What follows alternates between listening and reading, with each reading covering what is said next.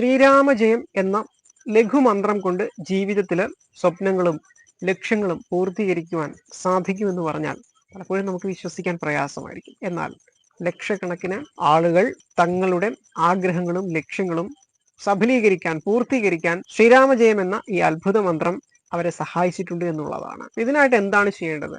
ഒരു നോട്ട്ബുക്ക് മേടിക്കുക. അതിന്റെ ആ ഒരു ആദ്യത്തെ പേജിൽ മഞ്ഞൾ നമ്മൾ പനിനീരിൽ ചാലിച്ച് തേച്ച് പിടിപ്പിക്കുക. അതൊരു ദിവസം പൂജാമുറിയിൽ സമർപ്പിക്കുക. ശേഷം അതേ പേജിൽ ആ പൊടിയെല്ലാം തട്ടിക്കളഞ്ഞ് അവിടെ വിഘ്നേശ്വര ഭഗവാനെ ആദ്യം നമ്മൾ മനസ്സിൽ സങ്കല്പിച്ചുകൊണ്ട് ഹരിശ്രീ ഗണപതിയെ നമ എന്ന് എഴുതുക. ശേഷം സരസ്വതി ദേവിയുടെ മൂലമന്ത്രമായ ഓം സം സരസ്വതി നമ എന്ന് എഴുതുക.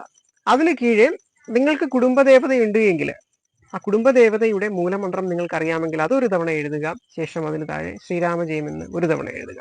തുടർന്ന് വരുന്ന പേജുകളിൽ ദിനവും പ്രാർത്ഥിച്ചതിനു ശേഷം ശ്രീരാമജയം എന്ന മന്ത്രം 7 തവണയോ 9 തവണയോ 11 തവണയോ 21 തവണയോ 41, 48, 101, 108, 1001, 1008 തുടങ്ങിയ ഏത് സംഖ്യയിലും നിങ്ങൾക്ക് എഴുതാവുന്നതാണ്. ഇത് നിങ്ങളുടെ ജീവിതത്തിൽ വലിയ മാറ്റങ്ങളും നേട്ടങ്ങളും സമ്മാനിക്കും. ലക്ഷ്മി കടാക്ഷം നേടിത്തരും. അതിനോടൊപ്പം തന്നെ ചില പ്രത്യേക ലക്ഷ്യങ്ങൾക്ക് വേണ്ടിയിട്ടും ഈ ഒരു കർമ്മം ചെയ്യാം. പക്ഷെ അതിങ്ങനെയല്ല ചെയ്യുന്നത്.